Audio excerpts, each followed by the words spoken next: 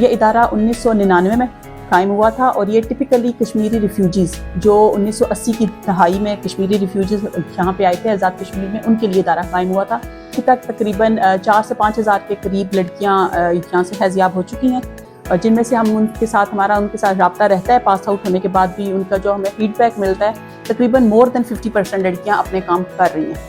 किसी का कारोबार है, कोई हैकिंग कर रही है, किसी ने बुटीक खोले हुए हैं, कोई कटिंग स्टिचिंग का काम कर रही है। कटिंग स्टिचिंग तो तकरीबन हर बच्ची ही हमें आके बताती है कि हम अपने कपड़े सी रहे हैं, अपने घर वालों के स्टिच करते हैं, अर्निंग कर रहे हैं, बचत भी कर रहे हैं।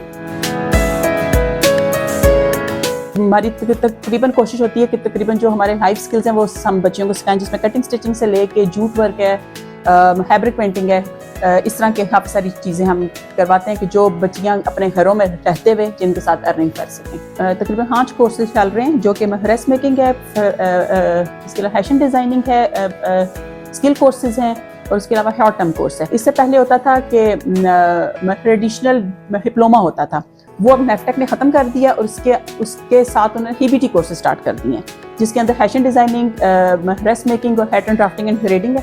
अब जो बच्ची वो 3 कोर्सेज करती है तो वो एलिजिबल हो जाती है कि उसको हम मतलब डिप्लोमा दे देते हैं 2 साल का। तो इस वक्त इदारे में तकरीबन हमारी 105 मतलब जो तालिबात हैं वो इस वक्त तरबियत हासिल कर रही हैं। मेरा नाम आमरा है। मैंने गर्ल्स वोकेशनल सेंटर से ये काम सीखा है और इसमें कश्मीरी काम भी सीखा है और हैंड एम्ब्रॉयडरी भी सीखी है, साथ मशीन का काम भी सीखा है। काम से हम बाहर भी देते हैं करके और स्कूल में भी करके देते हैं। वैसे जो अर्निंग हो रही है उससे हमारे घर के मामला चल रहे हैं। गर्ल्स वोकेशनल सेंटर जो गोजरा में है, उससे मैंने सिलाई कढ़ाई का काम सीखा था, 2 साल का डिप्लोमा किया था उसमें। फिर मैंने फैशन डिज़ाइनिंग भी किया हुआ है, तो वो काम भी साथ कर रही हूँ।